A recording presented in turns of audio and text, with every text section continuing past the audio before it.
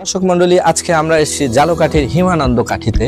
আমরা সেখানে খালপাড়ে দেখলাম যে ট্রলারে করে অসংখ্য নারিকেল এবং ডাব ঢাকায় চলে যাচ্ছে। এখানে আপনাদের সাথে যথারীতি আমি রয়েছি আরিফ সুমন।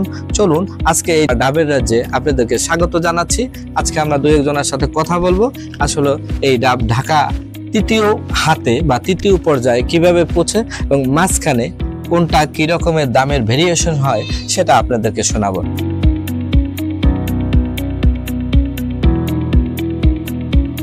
তাহলে চলুন এদের সাথে কথা বলা যাক। আচ্ছা, আপনার নাম কি? আমার নাম মোহাম্মদ ইব্রাহিম। ইব্রাহিম, আপনি কি এই ব্যবসায়ী করেন? জি, এই ব্যবসায়ী আমি করি। আচ্ছা, এখানে কি পরিমাণ ডাব নারিকেল হবে? এখানে 350-এর মতো, 350টা। আচ্ছা, মূলত কি আপনারা এই পূজা উপলক্ষে এই যে দেখলাম শুকনো নারিকেল তারপর ডাব, এগুলো কি পূজা উপলক্ষে আপনারা এই ব্যবসাটা করছেন না সবসময়? আপনারা সবসময় করি, 12 মাস এগুলো করি। শুকনো ডাব 12 মাসেই করি এগুলো। আচ্ছা, আপনারা এখান থেকে কি পাইকারিতে নিয়ে যান? এই গাছ দিয়ে আমরা পাইকারি বিক্রি করি, এই কিনি মালিক পক্ষের কাছ থেকে। আচ্ছা, আমরা আজকে দর্শক মন্ডলী আরো একজনের সাথে কথা বলবো, চলুন তার সাথে কথা বলা যাক। আচ্ছা ভাই, আপনার কি নাম? আমার নাম মোহাম্মদ মানিক। মানে আপনি কি এই ব্যবসায়ী করেন? আমরা এই তিনজন মিলে একই সাথে মিলেমিশে এই কাজটা করি। আচ্ছা, আপনাদের দেশের বাড়ি কোথায়? আমাদের দেশের বাড়ি আরামকাঠি, সরবকাঠি থানা। আচ্ছা, এই ব্যবসাটা কি আপনাদের খুব ঐতিহ্যবাহী, মানে আপনার কি বাবা মার আমল থেকে এই ব্যবসাটা চলে আসছে? ছোটবেলা থেকে এটা শুরু করছি আর এখন পর্যন্ত করতে আসি। ইনশাআল্লাহ দেখি আর কতদিন করতে পারি। এটা কি মূলত লাভজনক ব্যবসা? হ্যাঁ, লাভ কিছুটা হয় সীমিত, তাতেই মনে করেন আমাদের সংসার চলে যায়। আচ্ছা, এই সাইজের একটা ডাব, মানে এটা এখন আপনারা পাইকারি কি দামে মনে করেন এই ডাবগুলো কিনেছেন? আমরা এই একটা ডাব মনে করেন 60 টাকা দরে কিনি। এটা আমরা মনে করেন আবার 70 টাকা 72 টাকা এরকম বিক্রি করি। অর্থাৎ ডাব প্রতি 10 কিংবা 12 টাকা লাভে বিক্রি করেন। হ্যাঁ। আচ্ছা, এটা কোথায় বিক্রি করেন আপনারা? এটা আমরা মনে করেন আড়তে নিয়ে আরেকজনের কাছে দিই, সে আবার গাড়িতে দিয়া সে ঢাকা পাঠাই দেয়। আড়ত কোথায় এটা? আড়ত হইল যে এটা আজিবেরি। না, আজিবেরি আমরা দিই, যেটা ওখানে আবার যায় কারণ বাজার, ঢাকা কারণ বাজারে। আচ্ছা, তাহলে এই ডাবটা কারণ বাজারে সবচেয়ে কোথায় ভালো দাম পাওয়া যায়? এটা কারণ বাজারে এটা দামটা ভালো পাওয়া যায় বেশি। তার মানে কি আপনারা লাভ করছেন মাত্র 10 থেকে 12 টাকা। এই ডাবটা 60 টাকা আপনারা পাইকারি কিনেছেন এবং বিক্রি করবেন 70 কি 72 টাকায়। তো সেখানে দেখলাম আমরা 10 কি 12 টাকা লাভ হচ্ছে।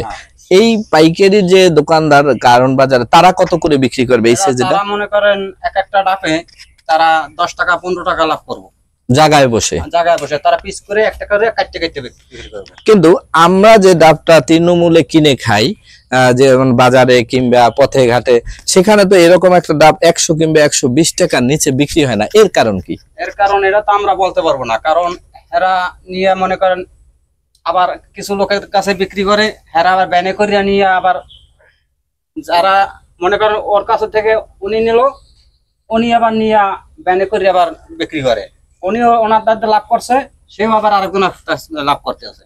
এই কারণে দামটা একটু এদিক ওদিক হয়ে যায়। আচ্ছা, এটা তো গেল ডাবের ব্যাপার। তারপরে আমরা আসি ঝুন নারিকেল। এখানে যেটা ঝুনা নারিকেল হিসাবে পরিচিত, এই নারিকেল গুলো আপনারা পাইকারি ঝুনা নারিকেল কত করে পিস কিনছেন? মনে করেন আমরা 70 টাকা কেনা পাইকারি। হ্যাঁ, 75 টাকা মনে করেন আমাকে বিক্রি করা, মাত্র 5 টাকা লাভ হবে। আচ্ছা, আর এটা পাইকারিতে আপনারা কত দেবেন? এই তো পাইকারিতে আমরা 75 টাকা পাবো। আর তারা আবার তৃণমূলে কিরকম বিক্রি করে? তারা মনে করেন এইটা 80 টাকা 90 টাকা খুচরা মূল্য আবার বিক্রি করবো। না, আমরা তো বাজারে দেখছি যে 100 টাকার নিচে কোনো নারিকেলই নাই, আবার 120 টাকাও চাচ্ছে অনেক সময়। এটা দিয়ে আবার বাছনি করবো, তো এটা আবার 3টা শেখা করবো। বড়টার দাম একটু বেশি হবে, ছোটর দাম একটু বেশি কম হবে, এবার এসে মনে করেন 70-80 টাকা এরকম হয়। আচ্ছা, আপনারা কি দাদন নিয়ে থাকেন না সরাসরি এসে কিনে নিয়ে যান? দাদনের ভিতরে নাই, আমরা তার যেখানে কাটি যে কটা হয় সেই কটা দাম দিয়া আমরা নিয়ে আসি। আবার কোনো দাদন লই না, কারণ দাদন লইতে গেলে আবার দেখা যায় 2 টাকা কমিয়ে দেবে ডাবে। আচ্ছা আচ্ছা, তো এই ডাবটা আপনারা কি নৌকায় ঢাকার উদ্দেশ্যে যাবেন না কোনো গাড়িতে এটা স্থানান্তরিত করা? আমরা নৌকা দিয়ে বাইক করছি, এখন ট্রলারে বসছি, এই ট্রলার থেকে আবার উড়াইয়া গাড়িতে দেওয়া হবে, ওই গাড়ি থেকে ঢাকা চলে যাবে। দর্শক মন্ডলী, শুনলেন ডাবের পথ চলা। শুরুটা হয় মালিক পক্ষের কাছ থেকে, এরা মাত্র 60 টাকা দরে পার পিস কিনে থাকে এবং ঝুনা নারিকেল মাত্র 70 টাকা পিসে পাইকারি তারা কিনে থাকে। এরপর এটা পরিবহন করে ট্রলারে এনে সেটা আবার গাড়িতে করে ঢাকা কারণ বাজার চলে যায়।